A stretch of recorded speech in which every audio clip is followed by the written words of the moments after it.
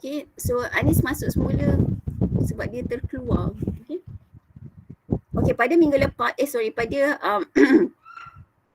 pada minggu lepas kita dah belajar lab tentang apa kelas, lab apa? Okey, pada minggu lepas kita belajar lab SPSS tentang pertama data entry into SPSS. You dah belajar macam mana nak masukkan data ke dalam SPSS. Okey, kita belajar ordinal, nominal, and then kita belajar apa kelas? Interval dan ratio. Kemudian lepas kita dah belajar cara untuk masukkan data ke dalam SPSS. Sekejap dengar anak saya nangis pula.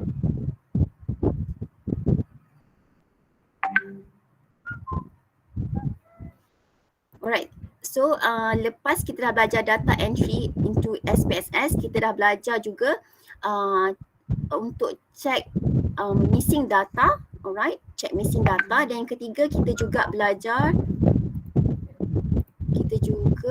apa? Check normality data. Okay kelas, kita belajar check normality data which is using apa kelas? Test normality. So kalau kita guna test normality, kita akan tengok berapa jumlah responden kita. So sekiranya jumlah responden kita N lebih daripada 50 kelas, kita akan guna apa? Kolmogorov. Dan sekiranya N kita kurang daripada 50, kita akan guna Shapiro. So pertama-tama sekali before you run apa-apa analisis SPSS, you kena make sure, okay kelas, you kena make sure run normality test. Nak tengok data tersebut normally distributed ataupun tak normally distributed. Okay, tu fungsi untuk check the normality of the data. So kalau normal data tersebut, kita boleh guna mean plus minus standard deviation, itu untuk deskriptif. Kalau untuk inferential statistic, kita akan guna parametric test untuk normal distribution. Kalau dia tak normally distribute, kita akan guna non-parametric test. So untuk hari ni kelas, kita akan belajar macam mana nak run t-test menggunakan SPSS. So kelas, untuk t-test, kalau kita masih ingat ada berapa t-test ada berapa kategori t-test kelas?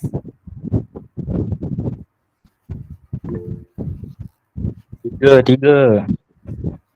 Okey, betul. Ada 3. Apa dia kelas? One sample test. Okay, one sample t-test. Zaharul ni. Siapa nama ni? Zarul lah. Zarul Lagi Zarul? Yang lain-lain pun boleh tulis dalam chat. Independent.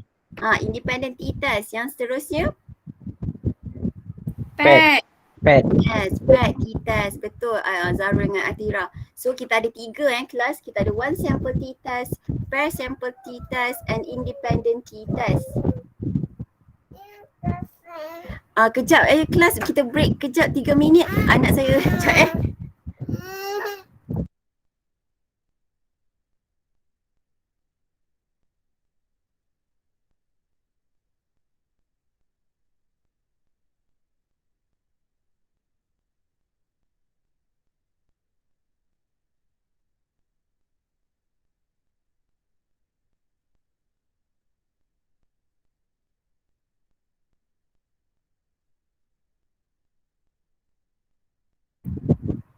Okay kelas, kita ada 3 t-test, one sample t-test, kemudian kita ada independent t-test and paired t-test. Dan kalau you all masih ingat lagi perbezaan antara ketiga-tiga tersebut,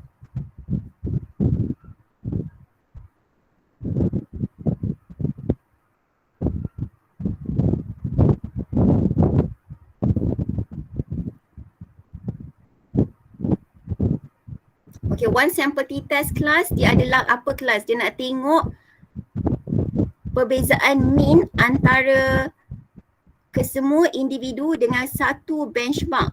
Okay, for example macam saya bagi contoh dalam kelas hari tu, for example you ada 20 orang responden dan you ambil paras hemoglobin level untuk kesemua 20 responden dan you nak cuba banding bezakan all the respondents punya hemoglobin level dengan the benchmark. The benchmark kita katakan paras hemoglobin normal which is 11 gram per desiliter padu for example. So you nak tengok ada perbezaan tak antara ke-20 orang responden yang you ambil darah hemoglobin level mereka berbeza tak dengan yang normal punya hemoglobin level. So you tengok the differences between the 20 respondents punya hemoglobin level dengan one benchmark. Sebab tu dia kata one sample, which is you compare all the respondents punya hemoglobin level dengan one value. So itu kita panggil sebagai one sample t-test.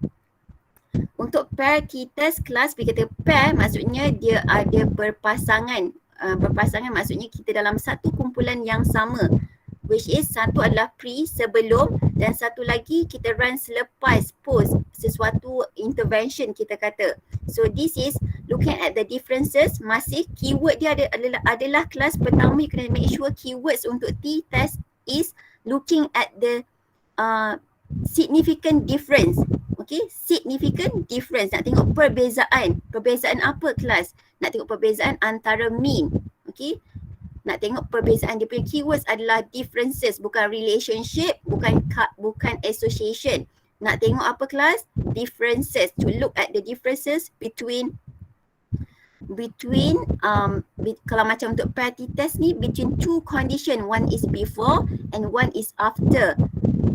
Among two groups dalam one is before and one is after after an intervention. Maksudnya dia melibatkan dua condition, bukan dua kumpulan. Dia masih dalam kumpulan yang sama, cuma melibatkan perbezaan mean yang kita nak tengok. Satu adalah sebelum dan satu adalah selepas. Okey, jelas tak untuk pair t-test ni? Macam contoh saya bagi program community you all buat sekarang ni. Masih dalam kumpulan yang sama kan, responden kumpulan community you. Satu, you tengok knowledge, attitude dengan practice sebelum you buat program community. Kemudian you tengok pula knowledge dengan attitude dengan practice dia selepas you buat program. Ada peningkatan tak in terms of knowledge? Ada peningkatan tak in terms of attitude? Dan ada peningkatan tak in terms of practices? Itu kita panggil sebagai pair t-test. An independent t-test class, dia saling tidak bergantungan. Bermaksud dia adalah melibatkan dua kumpulan yang berbeza. Satu kumpulan A, satu kumpulan B. Jadi you tengok ada perbezaan tak antara mean kumpulan A dan ada perbezaan tak antara mean dengan kumpulan B. For example, you nak tengok ada tak perbezaan BMI antara kumpulan yang bermata merah dan kumpulan yang bermata biru. Okay, tak make sense pun, tapi tak apalah Ataupun nak tengok ada tak perbezaan BMI antara mereka yang low income dan mereka yang high income. Ada perbezaan tak in terms of BMI? Ataupun you nak tengok in terms of final exam scores. Ada perbezaan tak antara mereka yang study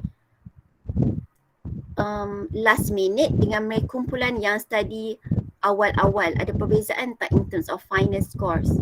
Okay, jelas tak kelas description untuk setiap satu test ini? Jelas.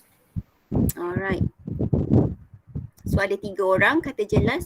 So dia okay. So kalau at least ada 5 orang yang kata jelas, kita kata dia reflect kepada keseluruhan kelas ini. So macam kalau saya nak tunggu ke semua kata jelas dalam kumpulan ini 63 orang, mungkin sampai malam pun akan dapat jawapan baru jelas semua. Alright. So kita ambil statistik sahaja kelas, subsample, which is kalau 5 orang dah mewakili keseluruhan kelas. Okay, itu kita panggil sebagai statistik, which is kita tak tunggu the whole population untuk memberi maklum balas.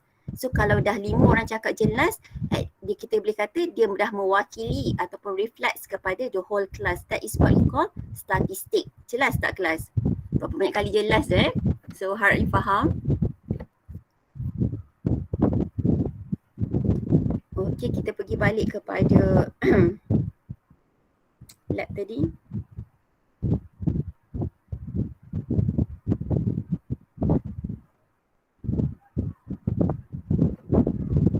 Okay, sekarang ni kelas kita akan pergi kepada independent sample t-test. So masing-masing cuba dah download ke data SPSS yang saya dah bagi tu? Okay. Kalau masih yang tak tahu dekat mana nak download, you buka dekat WhatsApp group tu, saya ada bagi data SPSS. So you boleh download data tersebut. Okay, sebab kita akan run bersama-sama untuk buat independent sample t-test. So bila kita kata independent sample t-test bermaksud melibatkan dua kumpulan yang berbeza ataupun satu kumpulan sahaja kelas.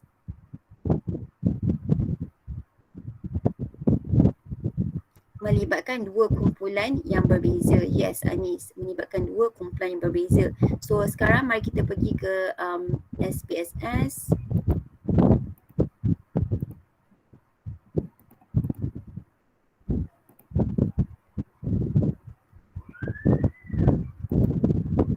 Okay, nampak tak saya punya screen SPSS sekarang kelas? Nampak doktor. Alright. Okay, sekarang ni kita akan buat independent t-test. So research hypothesis saya adalah independent sample t-test. Alright. Kita nak tengok ada perbezaan tak BMI. Okay, BMI pre ni BMI pre. Okay, nampak tak saya tunjuk BMI pre ni? Nak tengok ada perbezaan tak BMI dalam BMI baseline ni, BMI sebelum buat sesuatu intervention. Okay, ini katakanlah kita nak buat satu intervention kelas. Kita nak buat satu intervention study, which is kita nak bagi education knowledge kepada community tentang pemakanan sihat. Alright, so contohnya macam tadi siapa? Daniel nak buat satu, katakan Daniel nak buat satu program community. So Daniel nak tengok ada perbezaan tak mean BMI sebelum dengan selepas Daniel buat program. Alright, jadi sebelum tu kita nak tengok dulu ada tak, sekarang ni tu biar dulu, research hypothesis tu biar dulu. Sekarang ni kita nak buat independent sample t-test. So kita nak tengok ada perbezaan BMI tak antara lelaki dengan perempuan di dalam kumpulan study ini. Jadi kita nak tengok apa kelas? Is there any significant difference in terms of mean BMI between male and female? So kalau you dengar research hypothesis saya yang tadi tu, you rasa-rasanya test apa yang kita akan gunakan kelas? Saya ulang lagi sekali. My research hypothesis, is there any significant difference? Okay, is there any significant difference in terms of mean BMI between male and female? Okay, test apa yang kita akan guna kelas? Independent t-test. Okay, kenapa independent t-test kelas? Sebab dia maintain Sebab dua grup yang berbeza. Yang berbeza. two groups. Okay, lagi Yang berbeza. apa yang berbeza? Laki dengan perempuan. Laki dan perempuan. Okay, dia melibatkan, okay, dia punya kita kata independent t-test kelas sebab pertama dia melihat kepada difference, okay, differences, and then between two groups. Kalau kita kata between two groups, of course dia adalah independent t-test. Betul, semua jawab. Okay, so kita akan run guna independent t-test sebab pertama nak tengok differences in terms of mean BMI between two groups, which is male and female. So you all dah jelas nak guna test apa. So bila dah jelas nak guna test apa, kita boleh run sama-sama. So nak run sama-sama, marilah kita sama-sama pergi ke analyze. Okay, dah pergi kepada analyze, pergi kepada compare mean. Sebab kita tahu memang dalam untuk t-test ni memang kita nak compare mean. Mean apa? Mean BMI tersebut. So pergi kepada compare mean class dah. And then kita dah tahu, kita dah jelas sebab kita jelas nak guna which test. So tak ada masalah lah, kita tahu kita akan tekan independent sample t-test. Okay, nampak tak kelas independent sample t-test? Okay, klik independent sample t-test. Okay, sekarang test variables. Test variables adalah apakah variable yang kita nak tengok differences tersebut. Okay, which is kita nak tengok apa kelas? BMI pre ni. Okay, masukkan BMI pre ke dalam test variables kita.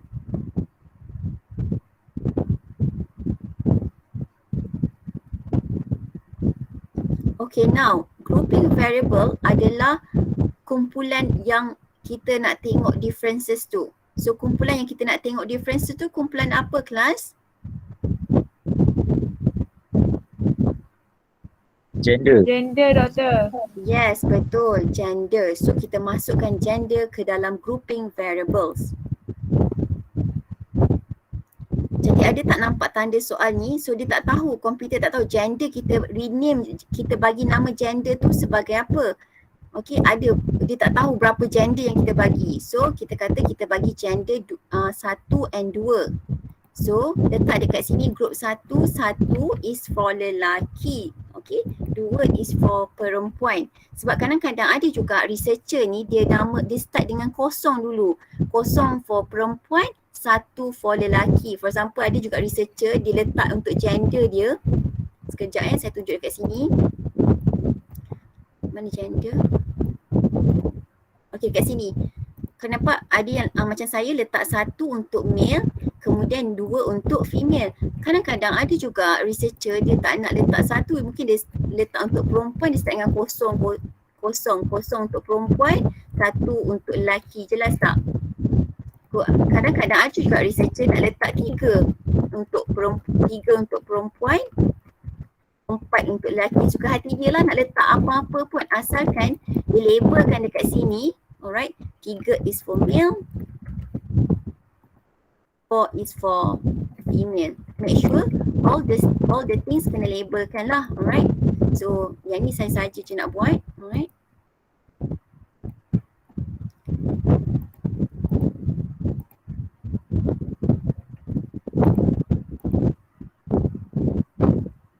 okay, so kita akan masukkan gender kan kelas. So masukkan gender, so dia bagi tanda soal, SPSS bagi tanda soal. So kumpulan kita ni ada berapa kumpulan? So kita kata ada 2 kumpulan of course, dan kumpulan pertama adalah lelaki dan kumpulan kedua adalah perempuan. Alright kelas, dah buat dah dekat sini? Okay, tekan continue. Okay, tekan OK. Okay, semua orang akan dapat macam ni lah. Ada tak yang tak dapat? Doktor ulang balik laju sangat ada tu buat. Oh ya ke? Alright, semula Okay, semua pergi balik dekat ni. Pertama sekali kita punya research hypothesis tadi adalah nak tengok is there any significant difference in terms of mean BMI, this one. Okay, in terms of mean BMI between gender, between male and female. So kalau kita kata nak tengok mean differences and then melibatkan 2 kumpulan sahaja, which is male and female, kita tahu okay, this is independent sample t-test. Alright, so when you know it's independent sample t-test, you can go to analyze. Okay Luqman, go to analyze and then go to compare means. Sebab kita tahu nak tengok perbezaan mean, is there any significant difference in terms of mean. Pergi pada compare means and then pergi kepada independent sample t-test. Okay Luqman dekat sini, can you follow me at the moment? Boleh doktor. Alright, so dekat independent sample t-test, you kena masukkan test variables. Apakah mean yang you nak tengok? So mean yang nak tengok differences adalah BMI underscore pre. Okay, masukkan BMI ke dalam test variables you. Dan untuk grouping variable, apakah kumpulan yang kita nak tengok perbezaan mean tersebut? So kumpulan yang kita nak tengok perbezaan mean tersebut adalah kumpulan gender. Jadi kita masukkan gender ke dalam grouping variable. So sekarang ni SPSS dia tak tahu gender kita ada berapa kumpulan. For of course dalam dunia ni gender hanyalah 2 sahaja kelas, which is 1 is for male and 2 is for female. Kalau you namakan 1 is for female and 2 is female, 1 is for male and 2 is for female. Okay, so dekat sini you kena define the groups. So tekan define and then group 1 masukkan 1 which is for male, group 2 masukkan 2 which is for female. Dekat sini okey tak Luqman dengan kawan-kawan? Okey doktor, faham. Alright, so and then click continue and then click OK. So you akan untuk kesemua yang buat independent t-test, you akan keluar pertama descriptive dia, group statistik dia, and then you akan keluar independent sample test ni. Semua dapat tak macam saya?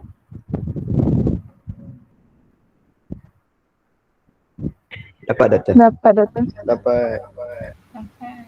Lokman dapat tak? Dapat doktor. Alright. Yang lain dapat Syahira dapat. Okay. Yurijah dapat. Dapat. Alright. Okay, so sekarang ni kita akan tengok one by one. So untuk BMI male, okay, N ni merefer kepada jumlah responden untuk male ada 40 orang, jumlah responden untuk female ada 25 orang. So mean BMI untuk lelaki dekat sini adalah 19.1761. Mean BMI untuk female adalah 19.1761. So sebab kita main duplicate je, jadi nampak samalah dekat sini kan kelas. Okay.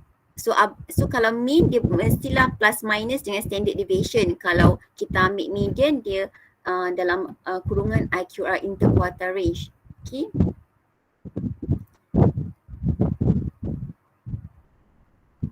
So standard deviation ni apa kelas? Masih ingat tak standard deviation ni apa?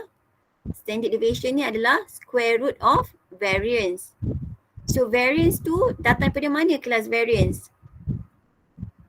Okay, ini kita ulang kaji sambil buat statistik lab Okay, variance tu adalah kelas, kalau you masih tak faham masa lecture tu, saya ulang balik. Variance tu, okay, katakan dia untuk male dia punya mean BMI dia 19 kan? Okay, mean BMI sama je sebenarnya, mean BMI untuk male dengan female 19. So variance ni adalah perbezaan antara the differences between the individual BMI and the mean BMI secara keseluruhan. Maksudnya perbezaan antara BMI bagi setiap individu ni dengan purata BMI keseluruhan bagi gender masing-masing. So, for example, individu pertama ni BMI dia 17.78, dia akan tolak dengan 19. Jadi individu kedua BMI dia 25.51, tolak dengan purata keseluruhan BMI which is 19. Individu yang ketiga 19.38, tolak dengan purata keseluruhan BMI 19. Individu yang keempat BMI dia 24.07, tolak dengan purata BMI keseluruhan which is 19. Sampailah kelas ke hujung hingga ke akhir responden. Jadi summation ataupun total up of the differences bahagi dengan n tolak 1, you akan dapat the variances. Okay, dapat apa kelas?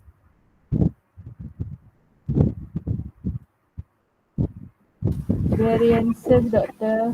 Dapat variances, okay. So variances tu bila you square root of variances, square root dalam bahasa Melayu punca kuasa 2 variances tersebut, you akan dapat standard deviation. Okay, bila dapat standard deviation tu dia menunjukkan the dispersion of the data. Maksudnya Serakan. keserakan data tersebut. Kalau standard deviation dia kecil, maksudnya dia keserakan dia tak jauh, maksudnya dekat dengan purata keseluruhan mean ini. Kalau keserakan dia jauh, the variances is besar, standard deviation dia besar, maksudnya mean BMI tu dia punya keserakan tu besar, which is mungkin ada yang 18, kemudian ada sampai yang 30 BMI. So dia keserakan dia besar. Faham tak? The dispersion is wide. Okay, itu yang pentingnya tengok standard deviation ni.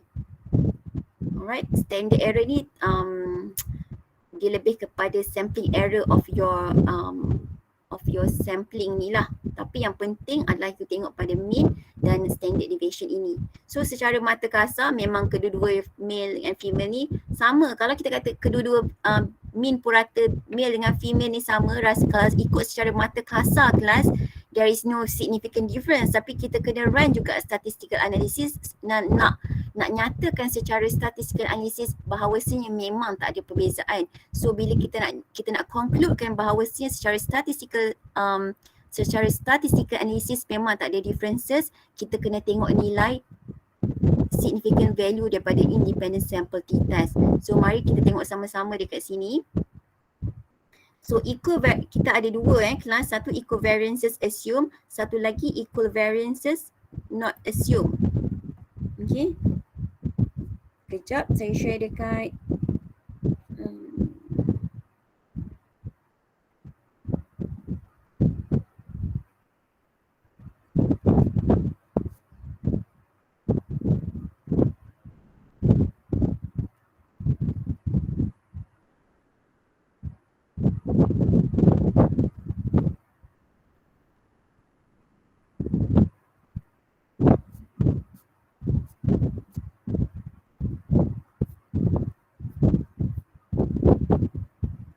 Okay. So dekat sekarang you akan nampak kita kena tengok equivariance assume ataupun kita akan pilih row yang equivariance not assume. Sekarang ni kita kena tengok nilai P class. So kalau P is more than 0.05, there is no significant difference between the variances. So equivariance assume. Saya ulang sekali lagi. So sekarang ni nak tentukan which one yang kita kena baca. Nak baca yang baris yang equivariance assume ataupun kita nak ambil equivariance not assume. Jadi secara senang nak ingat, okay, bila P value is more than 0.05 kelas, there is no significant difference. So bila there is no significant difference in terms of the variances, so kita kata equal variance assume. Maksudnya ada variances antara satu dengan satu yang lain sama. Okay, ingat kelas? Jadi kalau you tengok dekat SPSSU tu sekarang, result SPSSU, bagi Leven test tersebut, nilai signifikan dia berapa kelas?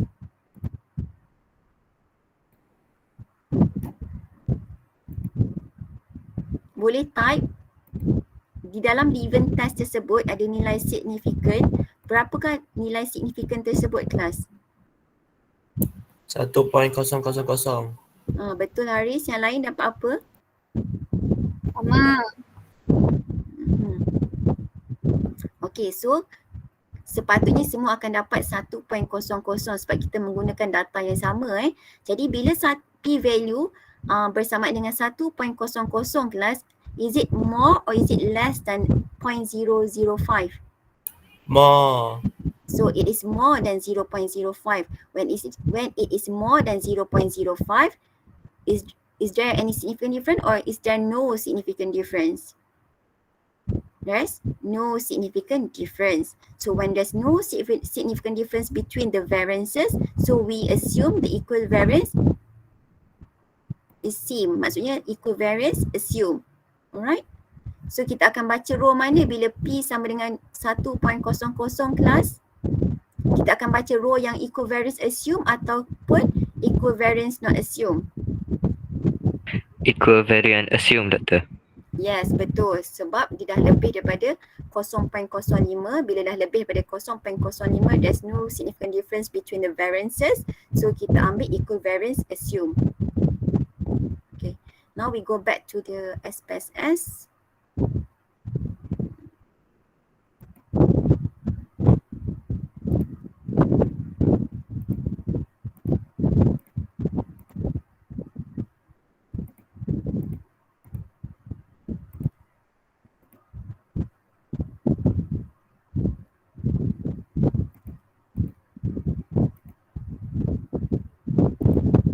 Alright, so kita akan ambil equivariance assume class sebab significant value kita, this one is more than 0.05. When it is more than 0.05, kita kata there is no significant difference in terms of the variances, so equivariances assume. So kita akan baca dekat sini. So kita akan letakkan, kalau kita report dalam FYP kita, dalam any report, kita kena letak nilai T value which is 0.00 and then kita letak nilai degree freedom and letak nilai significant tail. So significant tail kat sini lah yang paling penting kelas, which is 1.00. So 1.00, is there any significant, is it less or is it more than 0.05 class? More. Yes, More, Doktor. yes, it is more than 0.05. Therefore, there's no significant difference in terms of mean BMI between male and female. So memang betul lah tak ada perbezaan yang signifikan antara mean BMI bagi lelaki dan perempuan. Sebab kalau tengok secara mata kasar pun memang dah sama nilai mean BMI dia. Jadi bila kita uji dengan t-test, dengan independent t-test pun dia cakap benda yang sama, which is there's no significant difference in terms of mean BMI between male and female.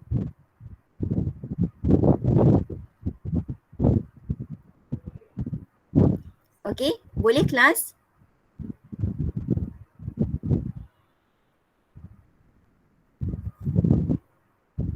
Senyap je kelas? Boleh. Okey ke? Okey ke? Boleh, Doktor. Alright. Okay, now cuba saya nak you all buat untuk cuba run independent t-test untuk BMI post tetapi masih dalam kumpulan gender lagi. Maksudnya nak tengok ada perbezaan tak antara BMI post bagi lelaki dengan perempuan. Okey, cuba buat sekarang, saya nak tengok you dapat berapa nilai significant t-test you. Ulang balik doktor. Okay, sekarang research hypothesis baru saya adalah nak tengok is there any significant difference in terms of mean BMI post among the male and female. Sekarang ni research hypothesis kita adalah nak tengok ada perbezaan tak mean BMI post bagi lelaki dan perempuan. Tadi kita buat BMI pre, sekarang kita nak tengok BMI post pula. Boleh tak? Jelas tak semua? Jelas doktor. Boleh. Jelas doktor. Alright, good.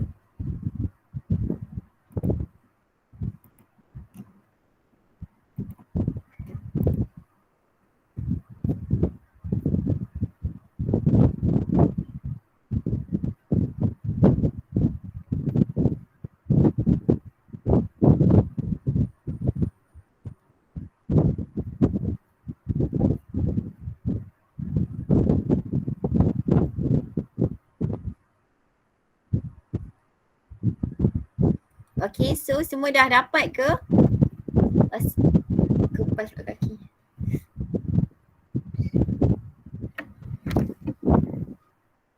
Ke masih lagi dalam proses menganalisis? Okay. So you kena biasakan buat sebab nanti dalam practical quiz memang kita tanya soalan-soalan macam inilah kelas. Alright? Okay, untuk nilai Leuven test you pakai equal variance assume ke equal variance not assume kelas? Cuba check, tulis dalam ruangan chat, nanti saya akan check betul tak apa yang you all buat.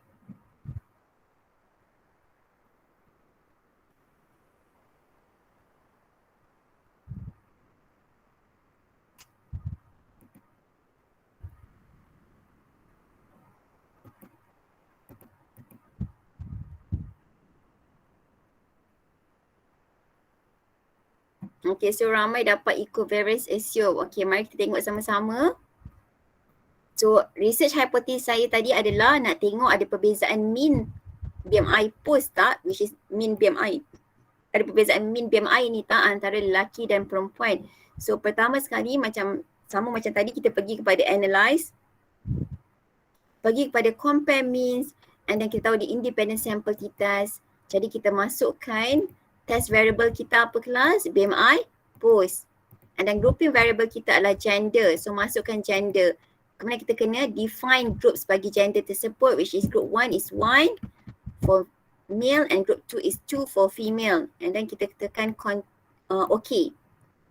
Alright, bila you tekan OK, semua akan dapat nilai signifikan 0.426. Betul ke? Sama tak?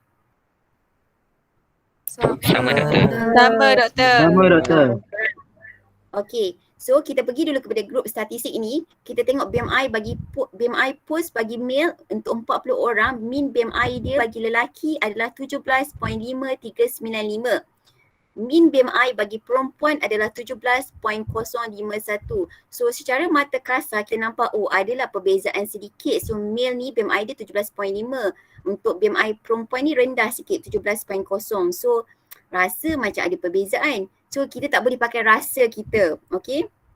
So ikut rasa-rasa kita ni tak betul sangat. So we have to use, we have to confirm menggunakan independent sample t-test. So bila kita run independent sample t-test, dia akan keluar result macam ni. So first of all, kita kena check kita nak guna equivariance assume ke nak guna equivariance not assume.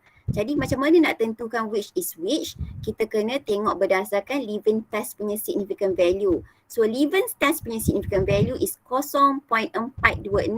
So 0.426 class, is it less or is it more than 0.05? It is more than 0.05. Yes, it is more than 0.05.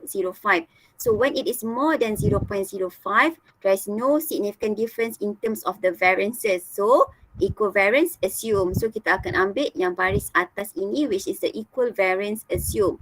So kita akan pergi pergi kepada nilai T. Nilai T kita dapat 0.347, degree freedom 63, significant tail ni yang paling penting, which is 0.730, 0.730. Jadi 0.730 ni kelas adalah kurang ataupun lebih daripada 0.05. Dia adalah, it is Lebih. yes, dia adalah lebih. It is more than 0.05. So when it is more than 0.05, kita kata there's no significant difference between male and female in terms of BMI. So tak ada perbezaan yang signifikan antara lelaki dan perempuan in terms of BMI. So bila kita dah run t-test baru, kita tahu sebenarnya kalau ikut statistically tak ada differences pun antara BMI lelaki dan perempuan. Sebab yang tadi kita just tengok secara mata kasar, kita nampak 17.5, 17.0 macam ada differences. Tetapi bila kita try to confirm with independent sample t-test, sebenarnya there's no significant difference. Tak ada perbezaan yang signifikan bagi BMI antara lelaki dan perempuan. Okey, jelas tak kelas? Jelas. Okay, so it is very important, it is very crucial for everyone to know how to write the conclusion of the conclusion of the result. Okay, so bila dapat result macam ni, you have to know how to interpret and how to conclude. Alright, so bila you dapat result macam ni, you kena tahu which one you akan baca dan macam mana you akan concludekan, which is based on the significant value. Okay kelas? Okay, now we continue to pair t-test. Okay, pair t-test ni kelas. Pair t-test apa kelas? What is pair t-test? You can write your answers in the chat box ataupun you boleh unmute. Dia dari grup yang sama tapi sebelum dan selepas. Betul. Tak nampak siapa yang jawab tu. Betul. Sebab dia adalah nak tengok sebelum dan selepas, which is two condition tapi dalam kumpulan yang sama. Okay. Yang dekat ruangan chat ada yang tulis tak? Okay, betul Khalila, to compare before and after from the same group. Okay, so bila you cakap dalam kelas, you tulis dalam kelas, dia lebih akan mudah untuk ingat dan masuk ke dalam hati masing-masing. Alright. Okay, now kita nak tengok pair sample t-test. So bila kita nak tengok pair sample t-test adalah nak tengok before and after sesuatu intervention lah kita kata biasanya. So macam saya bagi tahu tadi, Daniel nak buat satu program community which is untuk tengok ada penurunan BMI tak selepas buat program pemakanan sihat. Jadi pertama sekali apa yang Daniel buat adalah dia ambil BMI baseline, which is BMI sebelum dia buat program pemakanan sihat tersebut. Okay, dia ambil dulu, dia ukur BMI bagi 65 orang ini. Okay, selepas dia buat program pemakanan sihat selama 3 minggu, dia buat program pemakanan sihat selama 3 minggu. Jadi sekarang ni, inilah masanya dia nak ukur BMI responden ramai 65 orang, nak tengok ada impact tak, ada penurunan tak daripada segi BMI selepas dijalankan program pemakanan sihat itu. Jadi jadi Daniel sekarang nak tengok BMI sebelum dan BMI selepas. Okey, jelas? Jadi bila saya kata nak tengok, bila kita sama-sama nak tengok BMI sebelum dan BMI selepas, apakah test yang kita akan gunakan kelas? Petitas. Ya, kita akan gunakan petitas. Jadi sekarang ni sama-samalah kita pergi kepada analyze. And then pergi kepada compare means. Selepas itu kita dah tahu dah pair sample titas. Pergi kepada pair sample titas.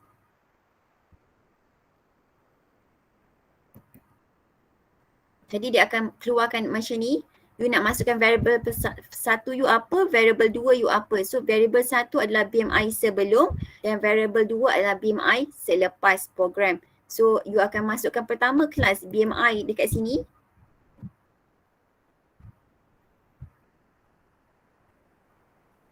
Okay, you akan masukkan BMI pre dekat sini. Dan kemudian you akan masukkan BMI post untuk variable nombor 2. Boleh kelas? Boleh. Boleh doktor. Ada yang tak dapat nak follow ke?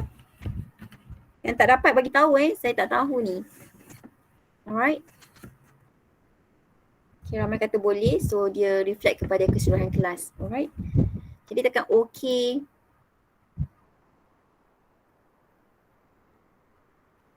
Jadi you akan dapat macam ni lah untuk BMI pair sample t-test ini.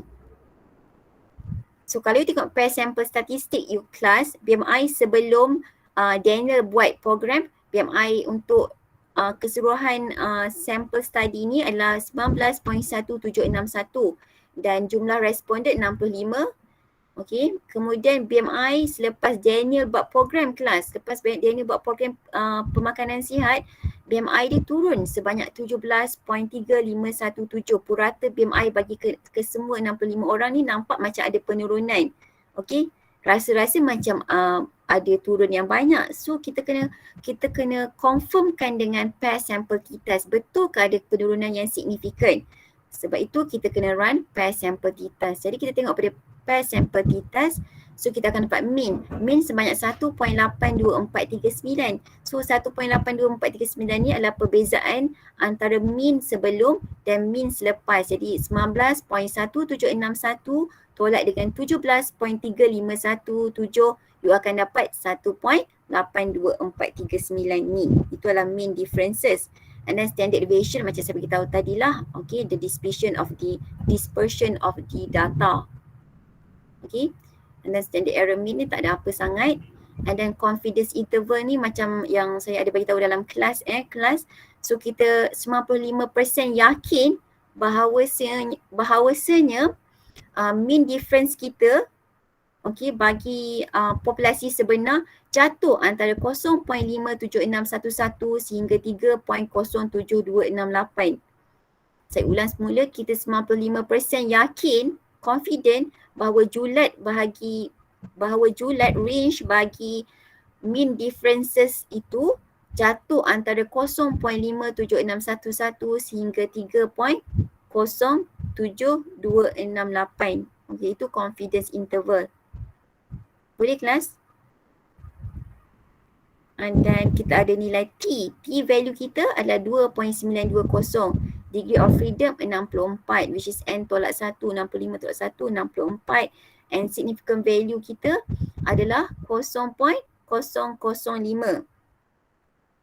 Jadi kelas kita nak confirmkan bahawa confirm betul ke ada penurunan yang signifikan antara BMI sebelum dengan selepas Daniel buat program ni. Kalau tengok dengan mata kasar ada macam nampak penurunan tak kelas? Ada. Ada kan? Okay. So secara mata kasar kita tengok. Okay. So sekarang kita kena confirm dengan pair sample t-test. Kita tengok significant value kita adalah 0.005. So bila 0.005, adakah dia kurang ataupun besar daripada 0.05 kelas? Kurang tak? Kurang, ya, sebab dia kurang daripada 0.05 sebab 0.005 ni ada sampai 3 titik perpuluhan. So dia lebih kecil daripada 0.05. So when 0.005 is less than 0.05, kita kata there is a significant difference in terms of mean BMI pre and post after intervention. Okay, saya nak you tulis conclusion yang saya baru sebut tadi kelas. So what can you conclude based on the significant value here? Please write it down in the chat box kelas supaya you senang ingat how to write the interpretation and conclusion of the significant value yang you dapat. Okay, saya nak tengok you all type dalam ruangan chat box. Saya bagi dalam masa 1 minit. Type je untuk setiap seorang, type je masing-masing apa yang you boleh nak concludekan based on significant value per sample t-test ini. Okay kelas, saya bagi selama 1 minit supaya you dah play practice untuk practical quiz nanti. Sebab soalan ni soalan sama je tanya. Saya nak you jawab dengan lengkap macam saya beritahu tadi. Conclusion, it means that you concludekan.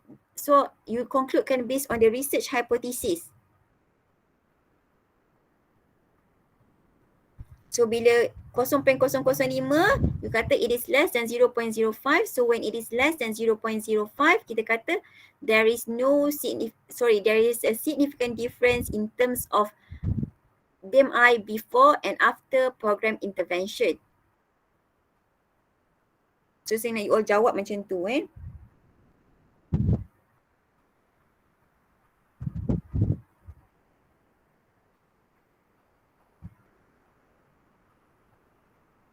Siapa tak tulis, saya nak tengok siapa tak tulis ni.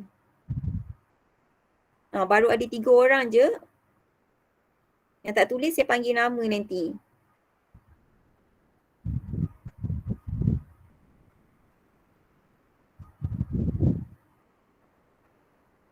Sebab bila you tulis, you akan lebih ingat dan lebih faham. Okay. You kena tulis sekali. You punya P less than 0.05. You 0.05 is less than 0.05. You can tulis P is, because P is 0.05, it is less than 0.05. Therefore, there is a significant difference, blah blah blah blah. Okay. Nah, macam Goh tulis ni. Okay. Tapi kena letak nilai P. Okay, macam Ashraf tulis ni. Tapi macam Ashraf buat ni, kena letak dulu P is equals to 0.005, therefore it is less than 0.05, baru cakap there is significant difference in terms of mean BMI, bla bla bla bla. Macam Syahira tulis ni betul. Nur Syahira Syamsuddin, since P is 0.05, it is less than 0.05, so there is a significant difference. Jangan lupa tulis difference kelas. Nur Syahira pun tak tepat. Dia punya kata kunci kena ada differences. Significant apa? Significant difference in terms of mean BMI pre and post after intervention. Nampak tak bila you all tulis baru sedar kesalahan ataupun kekurangan lacking. Okay, Aina Fasiha betul.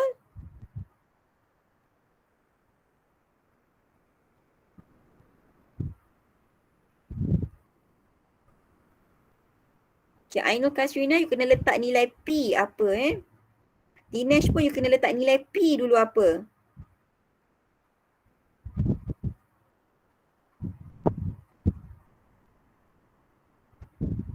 So siapa yang nak tulis lagi sekali bagi rasa confident pun boleh. Okay, Lok Yuhang ni pun betul. Cuma nanti dalam masa exam nanti you kena letak since P is 0.05, it is less than 0.05. Kalau you tak macam ni short form, tapi tak apalah untuk ruangan chat box ni tak apa. Okay, Nur Atira Farhana Bazli, okay good.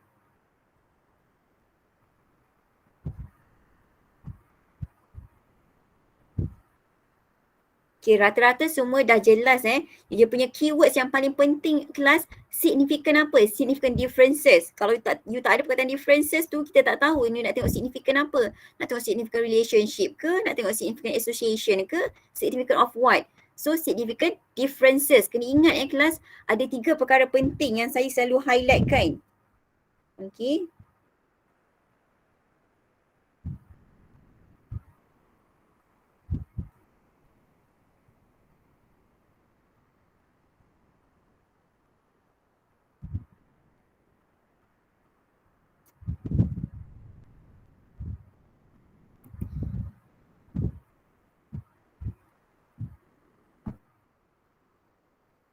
Okay, make sure ada perkataan significant difference ni kelas. Okay, to know that you are running differences between pre and post ataupun differences between two groups. So, make sure kelas untuk t-test ada perkataan significant differences. Alright.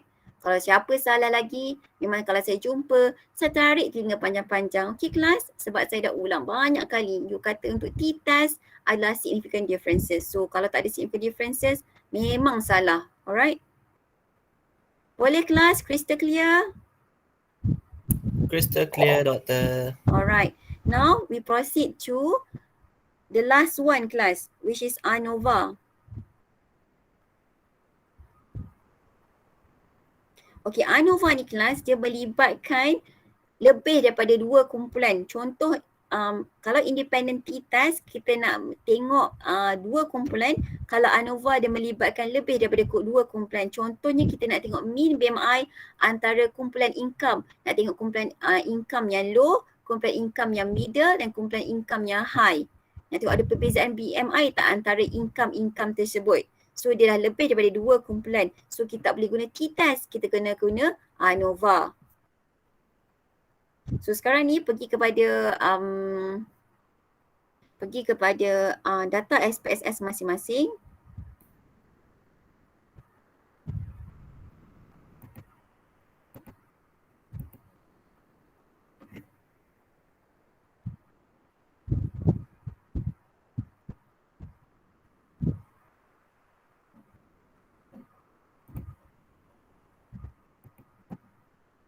Okey, untuk ANOVA, saya punya research hypothesis sekarang kita nak tengok. Okey, untuk walking steps ni kelas. Okey, untuk masih yang belum, saya kadang-kadang confuse, saya tak tahu saya dah ajar kumpulan ni ke kumpulan lagi satu. Jadi kalau belum cakap belum tahu okey. Kumpulan you all ke yang buat categorization of walking steps ni?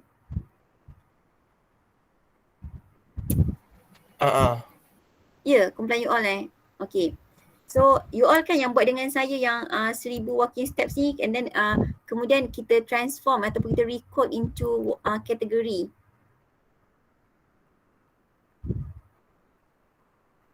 Ke bukan?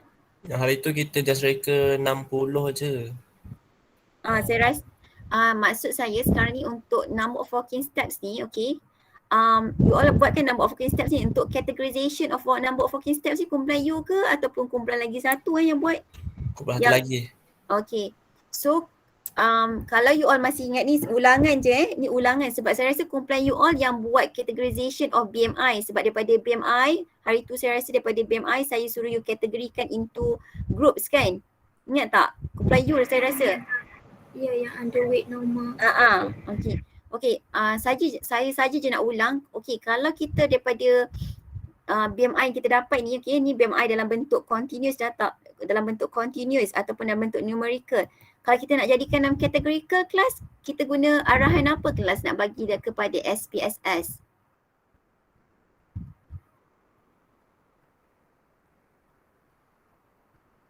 Okay, saya bagi hint, kita guna start dengan huruf R.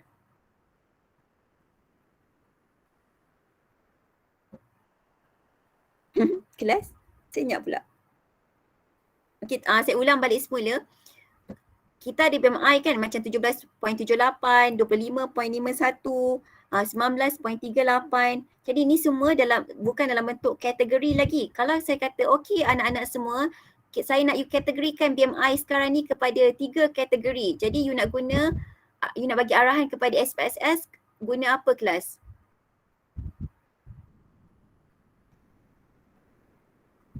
Kalau nak cuba, boleh cuba dalam ruangan chat, tak ada masalah untuk salah kelas, kita belajar sama-sama. Semua pun ni.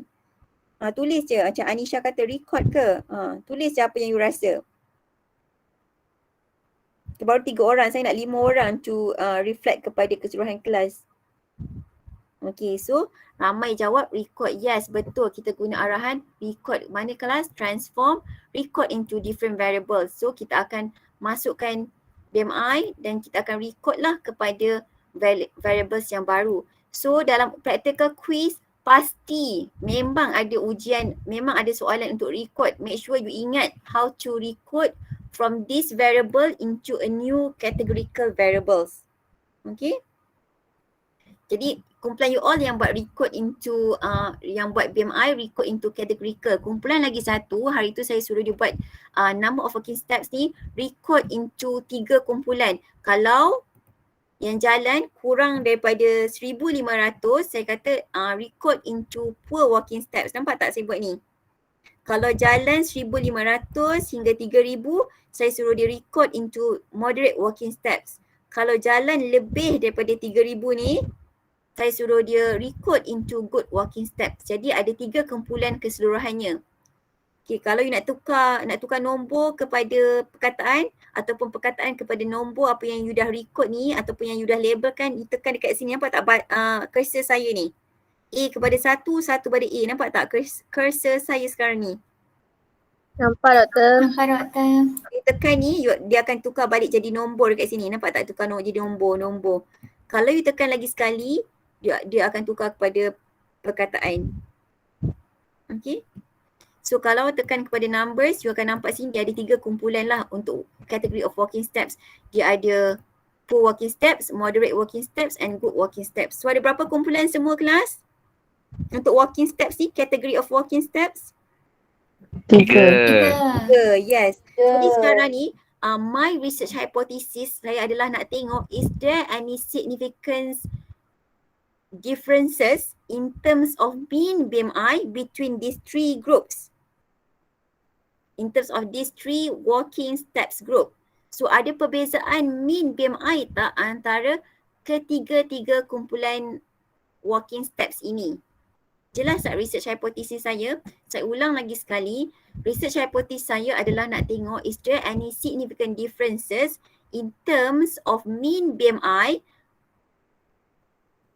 of these 3 category of walking steps. Jadi dalam bahasa Melayunya saya kata ada tak perbezaan yang signifikan bagi mean BMI antara kumpulan walking steps ini.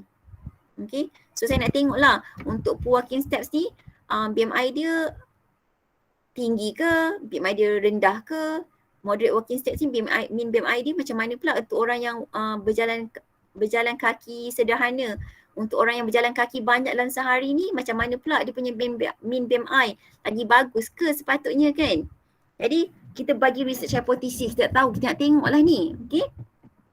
Jadi kita rasa-rasa kita akan guna test apa kelas bila melibatkan lebih daripada 2 kumpulan? Boleh guna t-test tak? Tak. Tak.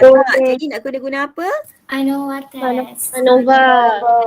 Jadi semua pun dah pandai, dah tahu dah bila dah ada lebih daripada 2 kumpulan, 3 kumpulan dan seterusnya 4 kumpulan ke 5 kumpulan, kita kata tak boleh guna t-test, kita guna ANOVA. Jadi sama-sama kita pergi kepada analyze. Semua boleh pergi bersama-sama dengan saya ke analyze.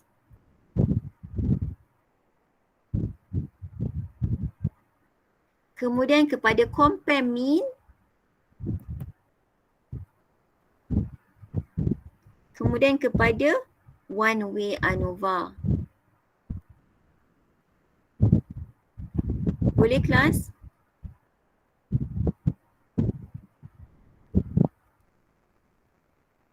Boleh tak? Okay. Okay, klik one way ANOVA.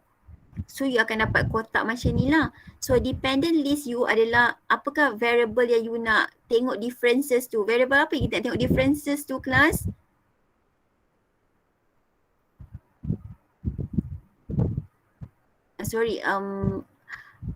Dependent variable ni nak tengok outcome apa yang kita nak tengok tu. Which is outcome BMI. Kita ambil BMI. Number of working steps betul. Okay, dependent list ni adalah bukan walking steps tu. Walking steps tu adalah kumpulan. Okay, dependent list ni kita nak tengok perbezaan mean tersebut. Kita nak tengok perbezaan mean BMI. Okay, jadi kita ambil BMI post semua. Sebab dependent list ni adalah variable yang kita nak tengok mean differences tersebut. Maksudnya kita nak tengok mean BMI. factor ni adalah kumpulan yang kita nak tengok perbezaan tersebut. Kumpulan apa yang kita nak tengok, which is kumpulan apa kelas? Category of walking steps ini. Masukkan category of walking steps. Setakat ni jelas tak kelas? Dependent variable list ni kita panggil apa variable yang kita nak tengok.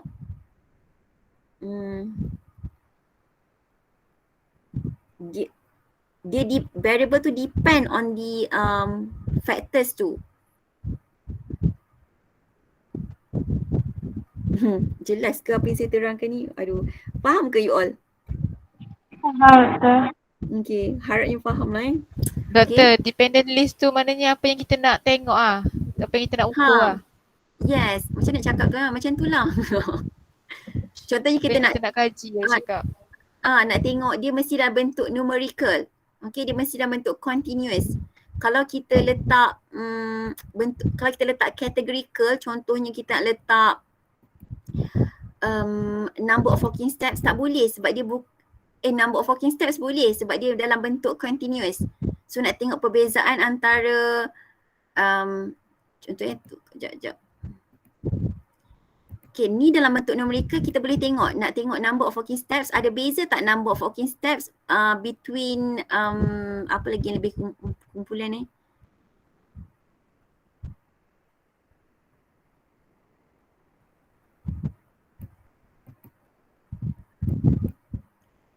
Sekejap saya reka satu benda.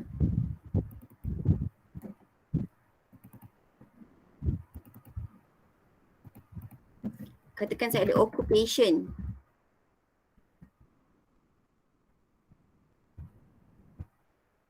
So, satu occupation tu adalah yang rigorous. Maksudnya yang kuat kerja.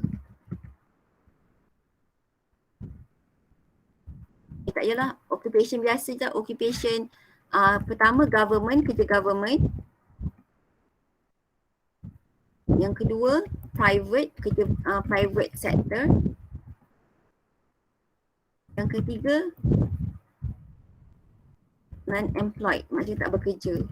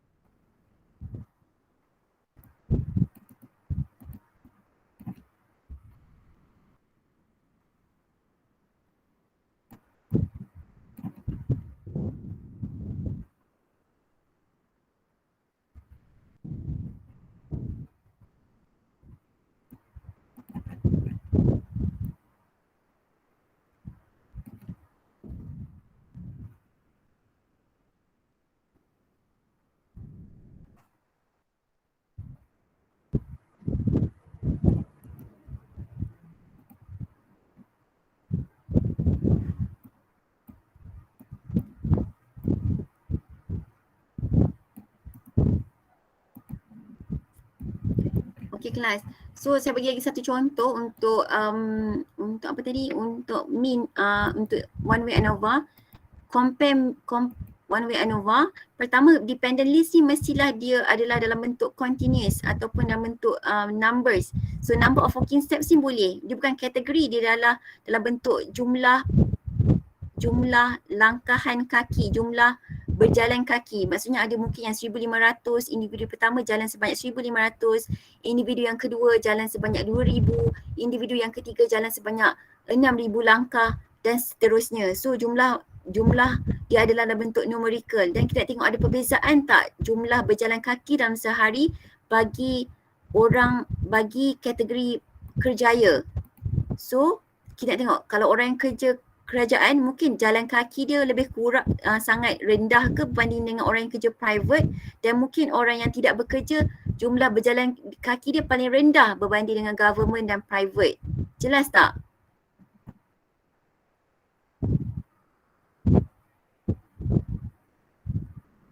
Jelas ke tak kelas?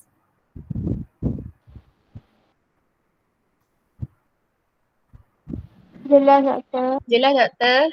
Alright, so sekarang ni kita pergi balik pada soalan tadi, which is nak tengok ada perbezaan tak antara apa tadi, antara BMI kan saya kata BMI pre.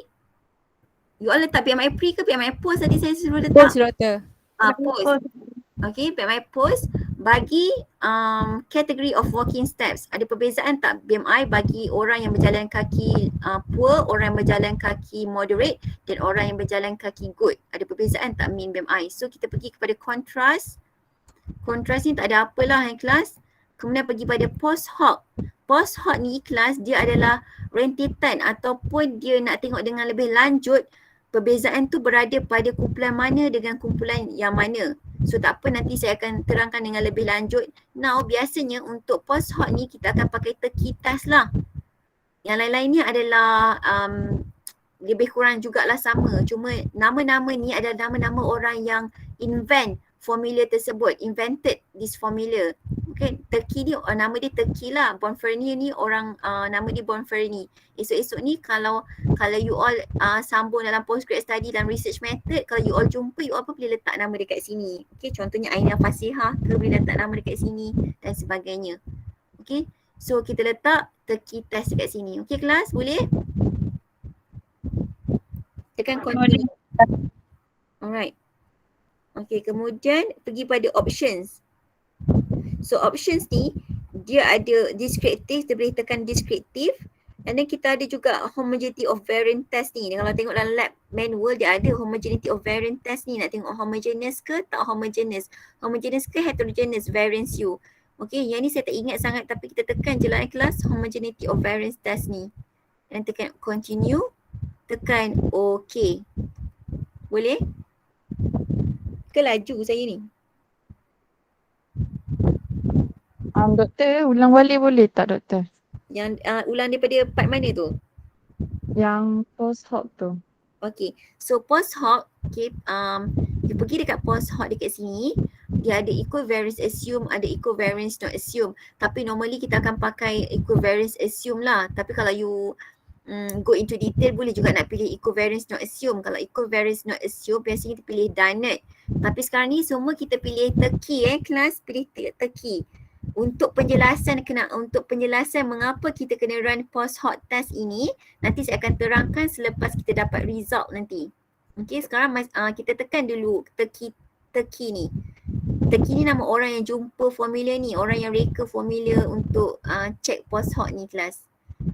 Okay. Kalau you nak tahu dengan lebih lanjut asal usul, you boleh membaca lah kelas Saya tak ajar lah yang tu. Okay, tapi fahamkan ni adalah nama-nama orang yang invent formula ni. Crystal clear class? Can we continue? Yes. Alright, continue. And then dah dapat macam ni, tekan OK.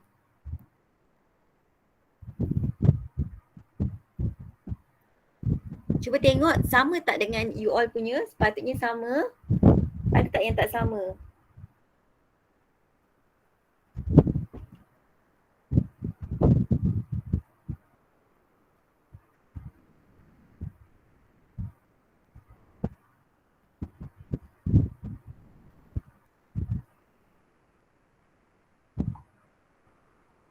Sama tak kelas?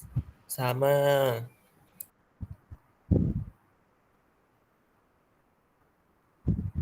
Sama doktor. Okey. Sama doktor.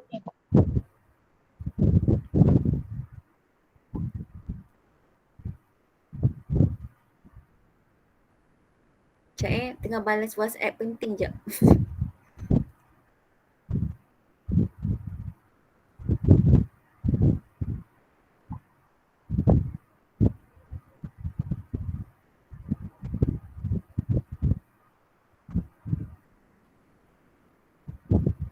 Okey, sama kan? So kalau kita tengok dekat sini, poor walking steps bagi kategori poor walking steps yang berjalan kaki kurang daripada 1,000, daripada 1,500, kita dapati ada seramai 13 orang dan mean BMI dia 17 kelas. Bagi orang yang moderate walking steps dia ada sebanyak 26 orang. Mean BMI dia 18.8663 dan orang yang good walking steps berjalan kaki dengan sangat bagus which is lebih daripada 3,000 langkah dalam sehari, kita kata mean BMI dia 16. Jadi sekarang ni kita nak confirm dengan ANOVA, ada tak perbezaan secara statistiknya ada perbezaan tak? Jadi kita kena run ANOVA. So kita akan run ANOVA. Bila run ANOVA kita akan nampak test ANOVA macam ni lah kelas. Okay.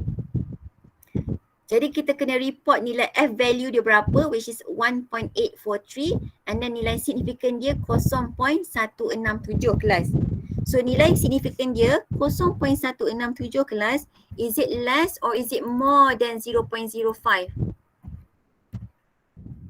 Wow. More or less? More. Oh, So it is more than 0.05. So when it is more than 0.05 class, it means that there is no significant difference between apa kelas? Between category of walking steps ini. Okay. So secara statistiknya tak ada perbezaan secara signifikan bahawa tak ada perbezaan secara signifikan antara bagi BMI bagi ketiga-tiga kumpulan walking steps ini. There is no significant difference in terms of mean BMI among the walking steps group. Kelas cuba sekarang ni saya nak you all tulis the conclusion of ANOVA di dalam ruangan chat box ini. So what happen if you get the significant value is 0.16? I nak you conclude kan di dalam ruangan chat box.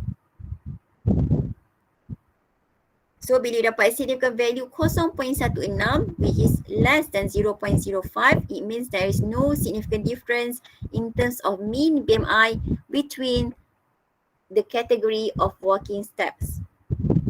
Okay, saya nak you all tulis di dalam ruangan chat box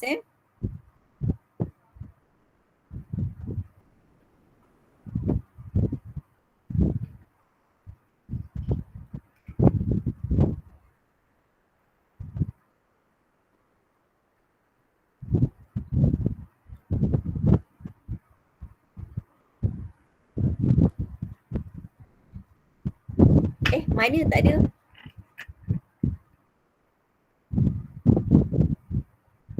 Okay, betul Syahira, good.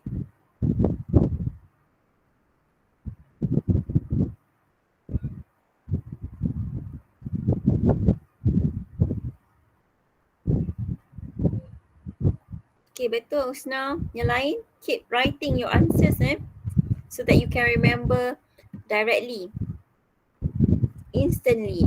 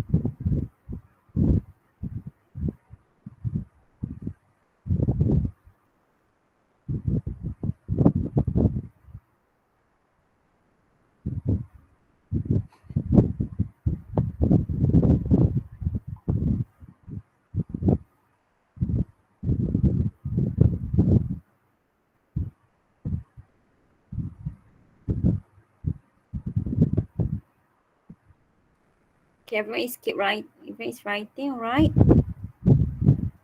Make sure you write sendiri bukan pergi Ctrl P and then Ctrl V. Okay.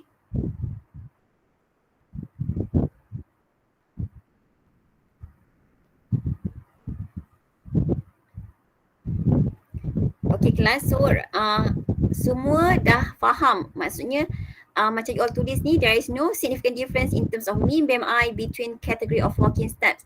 So sekarang ni kita tahu bahawa tak ada significant difference pun antara mean BMI bagi setiap category walking steps. Sebab kalau kita tengok pun tak ada perbezaan yang ketara lah secara mata kasar. Okay.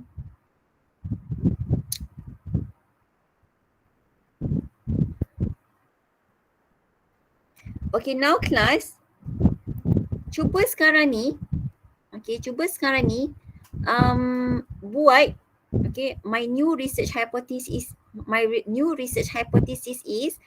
is there any significant difference in terms of mean BMI pre among the category of walking steps? Saya ulang lagi, research hypothesis saya yang baru, ada tak perbezaan mean BMI pre sebelum intervention bagi kategori walking steps? Okay, boleh tak you all run analisis tersebut? Saya ulang lagi sekali, cuba run analisis untuk tengok ada perbezaan tak mean BMI pre bagi kategori of walking steps. Okay, I want you to run it now.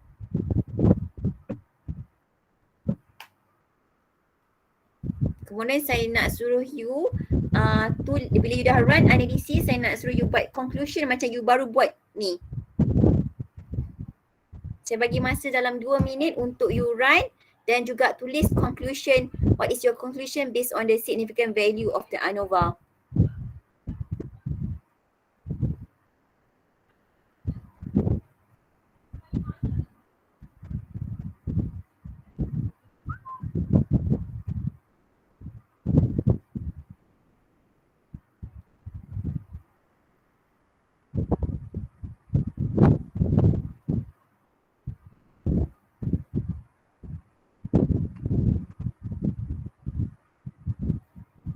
Okay, Haris laju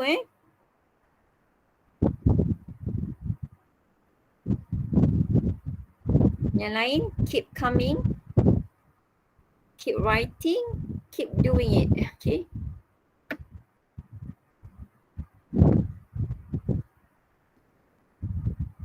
So dalam practical quiz nanti masa yang bagi terahat juga. So you kena cepat untuk dapatkan jawapan jugalah kelas. Alright.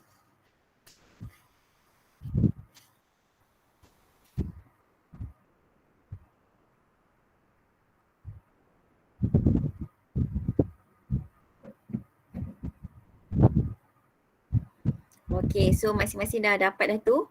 Okay, saya buat untuk bagi mereka yang masih belum mungkin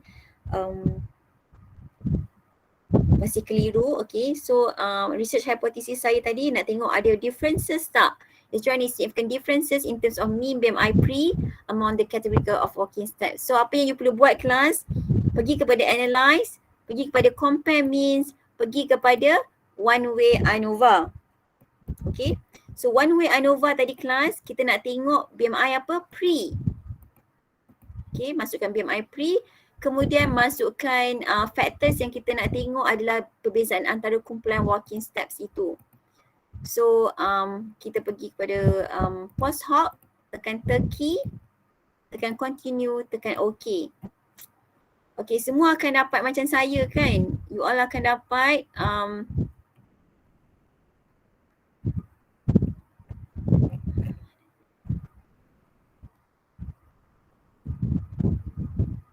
oh, saya terlupa tekan descriptive sekejap Pergi pada transform,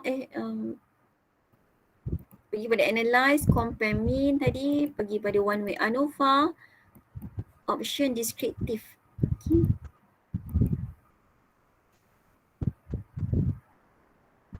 Okay, so sekarang ni kalau kita tengok poor walking steps BMI pre adalah 17, moderate walking steps BMI dia 22, good walking steps BMI dia 16. Alright. So bila kita tengok significant value dia 0.000. So 0.000. Saya rasa tadi macam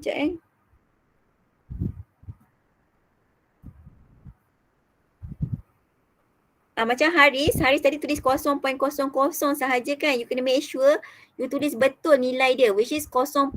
Ada 3 titik perpuluhan Haris. Okay. Go pun sama, you tulis P sama dengan 0.00.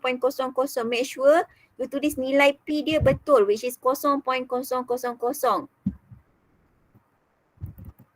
Jelas tak? Sebab dia sebenarnya ada nilai banyak dekat belakang tu, tapi SPSS dah compress kan. So make sure nilai yang you tulis tu betul. Syahira pun sama, nilai P dia adalah 0.000. Ramai tu dia 0.00. You all dapat 0.00 je ke? Hanis pun sama. Sama Tak tak? doktor, kita orang dapat 3 tapi kita orang rushing. Okay, so tak apalah asalkan sama dengan saya kan. You all dapat 0.000 kan? Yeah, sama. Okay, make sure nilai P tersebut betul. Jadi dekat sini kita boleh tengok lah kalau you all tulis baru saya boleh nampak. Okay, macam Atira Farhana Bazli ni betul 0.000, right? So P value is 0.00, it is less than 0.05. So when it is less than 0.05, there is a significant differences in terms of mean BMI pre among the category of walking steps. Faham tak kelas? Maksudnya ada perbezaan yang signifikan bagi mean BMI bagi kumpulan kategori of walking steps. Jadi sekarang ni kita hanya nyatakan ada perbezaan tapi kita tak tahu perbezaan antara mana dengan mana. Adakah antara poor walking steps ni dengan moderate walking steps ataupun adakah perbezaan antara poor walking steps dengan good walking steps ni ada perbezaan mean BMI. So which is which? Jadi sebab itulah kita kena run post hoc test. So post hoc test ni dia akan menjurus, dia akan details the significant of the groups. So jadi kita akan tengok post hoc test ni. Kalau you tengok antara kumpulan poor walking steps dengan kumpulan moderate walking steps, ada perbezaan yang signifikan ke tidak kelas? Kalau tengok nilai signifikan dia 0.029. So 0.029 it is less than 0.05. So when it is less than 0.05, there is a significant difference in terms of mean BMI between poor walking steps and moderate walking steps.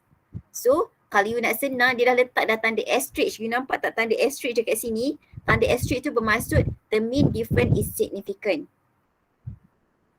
Tu kecil saya punya komputer ni. Tu tak boleh besarkan dah kelas. Ke boleh ni? Tak boleh. Nampak ke saya punya screen ni? Nampak. So you jelas tak? Maksud saya post hoc ni nak tengok perbezaan tu antara kumpulan mana dengan kumpulan yang mana.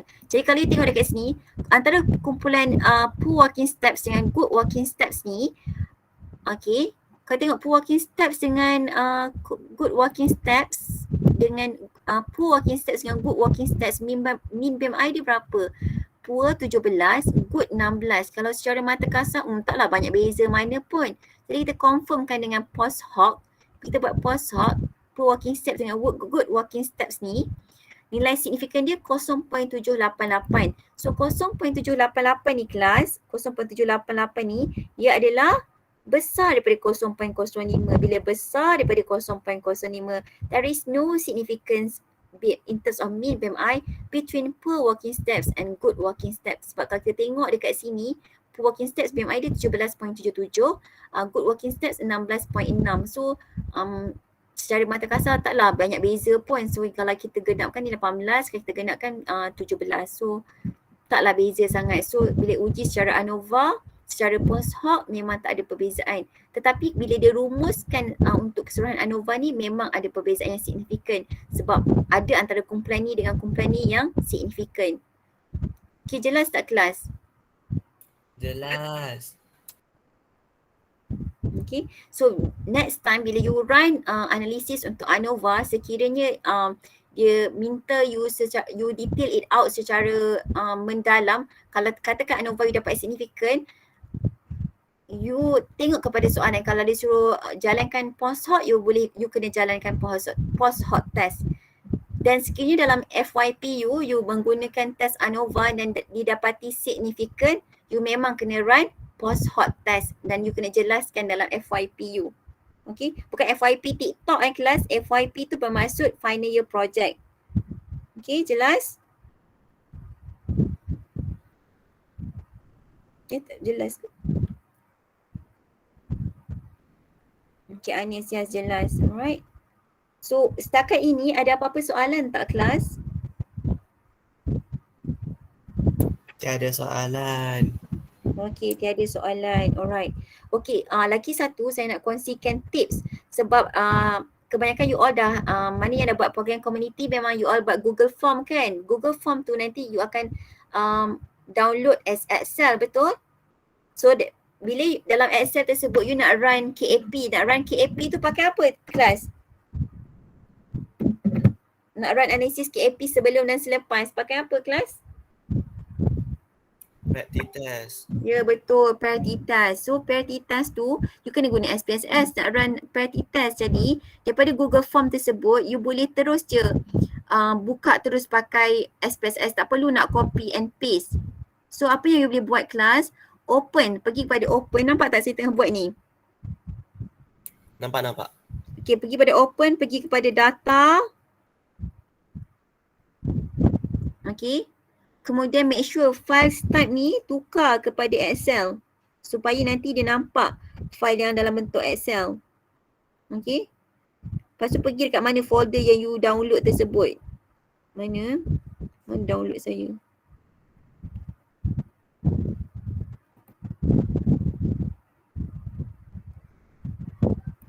Lepas tu pilih file Excel yang Google Form you all buat tu.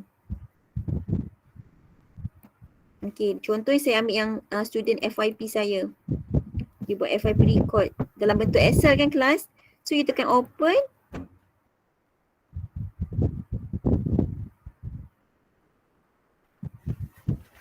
Kadang-kadang dia ambil masa juga lambat.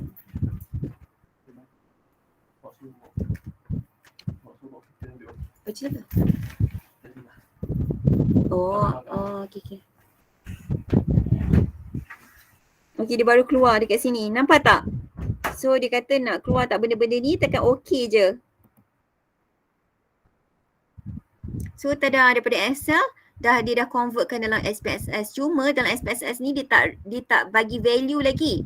Contoh dalam Google Form ni letak 1 sebagai apa. Contoh marital status ni 1 dah belum berkahwin. Jadi you kena bagi value label dekat sini. So dekat sini you bagi value label 1 bujang. Tambah 2 berkahwin.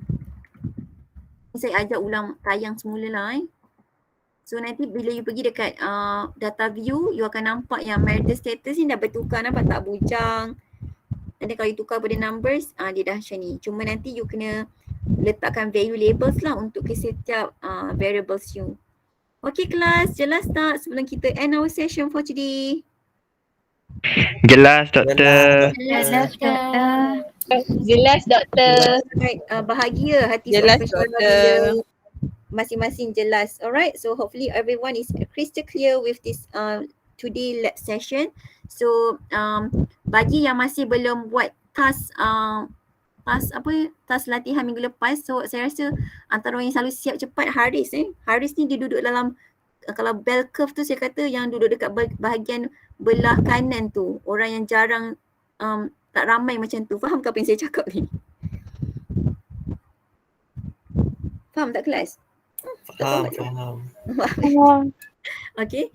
So kalau saya dalam kelas dulu pun saya selalu dekat bell curve, dekat tengah-tengah yang mean yang selalu orang tak buat tu. Tu saya jugalah. Okay, selalu lambat. Alright. So jangan jadikan procrastination sebagai satu alasan dan ikutlah contoh mereka yang telah siap. Alright. Pandai je saya berpesan-pesan ni. Alright kelas. So task tersebut adalah untuk you faham bagaimana untuk mengisi SPSS berdasarkan questionnaire. Sebab rata-rata you all akan either buat food serve which is survey ataupun nutrition which is survey. Dan ada juga yang akan buat benda lain-lain lah, food science, ada yang akan buat clinical dan seterusnya. Tapi mainly lah kebiasaannya adalah food serve dan ada food serve dengan nutrition yang melibatkan survey. Bila melibatkan survey, of course akan menggunakan SPSS. Jadi task tersebut adalah untuk membiasakan you macam mana nak isi questionnaire dan terus masukkan dalam SPSS. Jelas kelas? Jelas. Alright. Jelas, Okay, doktor. tak ada apa-apa soalan untuk session kali ini. Jelas Kita doktor. alright, thank you very much for all the cooperation dan sanggup bertahan selama beberapa jam untuk lab pada petang ini. Terima kasih saya ucapkan kepada semua. Assalamualaikum warahmatullahi wabarakatuh dan selamat petang kepada semua. Thank you very much. Bye-bye. Thank you, Thank you, Doctor. Doctor. Thank you, Doktor. Thank you, Doctor. And all the best Thank for you, the Doctor. coming Saturday community class.